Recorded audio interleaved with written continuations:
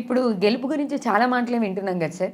ఈ ఈవీఎంలు ట్యాంపరింగ్ చేశారు, ఓట్లు మీరే మార్చుకున్నారు, మీరే వేసుకున్నారు, అందుకే మీరు గెలిచారు, ఇలాంటి మాటలు కామెంట్లలో సోషల్ మీడియా దగ్గర నుంచి చూస్తూనే ఉన్నాం కదా, దానికి ఏం సమాధానం? ఇప్పుడు సింపుల్ మళ్ళీ చెప్తున్నాను, సోషల్ మీడియా కోసం లాస్ట్ టైము 5 సంవత్సరాల ముందు 2018 ఆ టైంలో కూడా కేవలం వైఎస్ఆర్సీపీ పార్టీ సోషల్ మీడియాకి 380 కోట్లు ఖర్చు పెట్టిందని చెప్పేసి మనకు పలువురు అనుకున్నది మనం విన్నాం.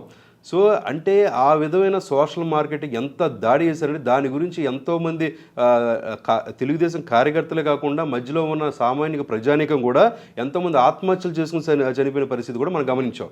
అదేవిధంగా ఇక్కడ ఏం జరుగుతుందంటే చంద్రబాబు నాయుడు గారి మీద క్యాలిబర్ 2014 నుంచి 19 వరకు ఎన్ని కంపెనీస్ తీసుకొచ్చారు కాబట్టి నేను లిస్టుతో సహా ఒక్కొక్క కంపెనీ ఏ ప్రాంతంలో చెప్పారు కూడా నేను లిస్ట్ తీసుకుని చదవమంటే. అలాగే కొన్ని లక్షల అమౌంట్ కానీ కొన్ని కోట్ల రూపాయలు కానీ ఏ విధమైన నిధులు తీసుకొచ్చారో మనం చూసాం. ఈ రోజున 5 సంవత్సరాల పాటు జగన్మోహన్ రెడ్డి గారు సంక్షేమాలు కొంతవరకు చేశారు అంటే అది కేవలం 2014 నుంచి 19 వరకు వచ్చిన ఆదాయంతోనే చేశారు. అది ఎందుకంటే ఆ రోజున మొక్కలేసి దాన్ని పెంచి వృక్షాన్ని చేసిన తర్వాత ఆ వచ్చిన పళ్ళు అనేది జగన్మోహన్ రెడ్డి గారు తీసుకున్నారన్నమాట. అంటే వడ్డించిన విస్తరణని జగన్మోహన్ రెడ్డి గారు ఇచ్చారు, చంద్రబాబు నాయుడు గారు. ఎందుకంటే ప్రతి స్టేట్లో కూడా ఏముంటుందంటే 2 రకాల ధనాలు ఉంటాయి, రెవెన్యూ ఉంటుంది, మూలధనం ఉంటుంది.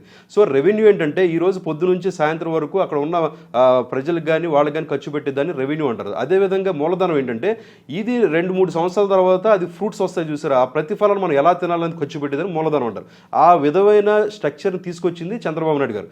ఈ రోజున ఖచ్చితంగా ఇంతమంది జాబుల కోసం వచ్చినంటే, ఇన్ని లక్షల జాబులు వచ్చినంటే అది చంద్రబాబు నాయుడు గారి ప్రతిఫలం. అంటే ఈవీఎంల వల్ల ఏం కాదు, అలా జరగలేదంటారా? ఇప్పుడు ఈవీఎంలు అంటే ఓడిపోయిన తర్వాత ప్రతి ఒక్కళ్ళు ఏంటంటే ఒక విధమైన ఆరోపణలు చేస్తారు. మరి ఈవీఎంలని మీరే అంటున్నారు, మరి ఎందుకు ఎప్పుడైతే ఎలక్షన్స్ అయిపోయిన తర్వాత రోజు కూడా ఏదైతే ఎగ్జిట్ పోల్స్ వచ్చిన తర్వాత కూడా అంతేకాకుండా మనకు ఫైనల్ రిజల్ట్స్ వచ్చిన తర్వాత కూడా జగన్మోహన్ రెడ్డి గారు ఏం చెప్పారండి, ఇక్కడ ఆ పైన దేవుడు మమ్మల్ని కరుణించలేదు, అమ్మ అక్క చెల్లెలు ఏం చేశారు, తాత అవ్వలు ఏం చేశారు, వాళ్ళు మమ్మల్ని ఎందుకు కరుణించదో మాకు అర్థం కావట్లేదు, ఈవీఎంలు అని చెప్పి నేనేం మాట్లాడలేని చెప్పి స్పష్టంగా మీడియా పూర్వకంగా ఆయన చెప్పారు. ఇంకా అది జరిగిన 2-3 నెలల తర్వాత ఈ రోజు ఈవీఎంల గురించి మాట్లాడుతుంటే అది నిజంగా హాస్యాస్పదం. అంటే ఇప్పుడు కూడా వాళ్ళ నాయకులు మాట్లాడుతున్నారు కదా సార్, ఈవీఎంల వల్ల ఏదో ఉండాలి, గెలిచారు అని. ఆల్రెడీ 11 సీట్లు వచ్చిన తర్వాత ఎవరు ఈ రాజ్యసభ నుంచి టీడీపీ వాళ్ళు తీసుకుంటారా, లేకపోతే ఎమ్మెల్యే నుంచి టీడీపీ వాళ్ళు ఏమైనా పిలుస్తారా అని చెప్పి, లేదా టీడీపీ వాళ్ళు పడకపోతే బీజేపీ వాళ్ళు తీసుకుంటారా, లేకపోతే జనసేన పార్టీ కార్యాలయాల చుట్టూ తిరుగుతా ఎవ్వరు పట్టించుకోవట్లేదు. కాబట్టి ఏదో విధంగా జనాల్లోకి వెళ్ళడానికి ఏం చేస్తారు. సో ఒక రకంగా ఏం చేశారు, జగన్మోహన్ రెడ్డి గారు జంతర్ మంతర్ దగ్గరికి వెళ్ళి 36 మంది చనిపోయారు అన్నారు. సో జనాల్లో ఏమైంది, ఓకే నువ్వు చెప్పింది అబద్ధం బాబు, 36 మంది అంటున్నావు కదా, వాళ్ళ పేర్లు లిస్ట్ కాసి ఇవ్వు అంటే ఒక్కళ్ళు మాట్లాడలా.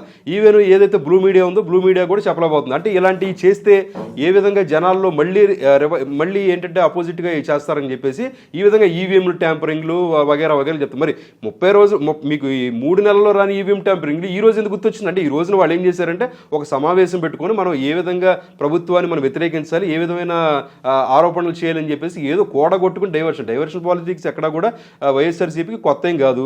మనం అక్కడ చూసాం, ఏమంటే రోడ్లు ఏంటి సార్, రోడ్లంతా కొట్టుకుపోతుందంటేనో వైఎస్ఆర్ యూనివర్సిటీ అని పెట్టారు. ఈ విధమైన రకరకాల డైవర్షన్ పాలిటిక్స్ అనేది వాళ్ళు వన్నతో పెట్టిన విద్య. అంటే వాళ్ళు ఇలా అపవాదం వేయడమే కానీ అట్లాంటిది ఏం లేదు అనేది బలంగా చెప్తున్నారు. 100% అలా వేసుంటే కనుక ఇంకా మిగతా 11 సీట్లు కూడా వాళ్ళకి వచ్చి 11 సీట్లు కూడా కూటమికి వచ్చేది. మీకు అధిష్టానం ఎక్కడైతే ఉందో కేంద్రంలో కూడా 450 సీట్లు వచ్చాయి.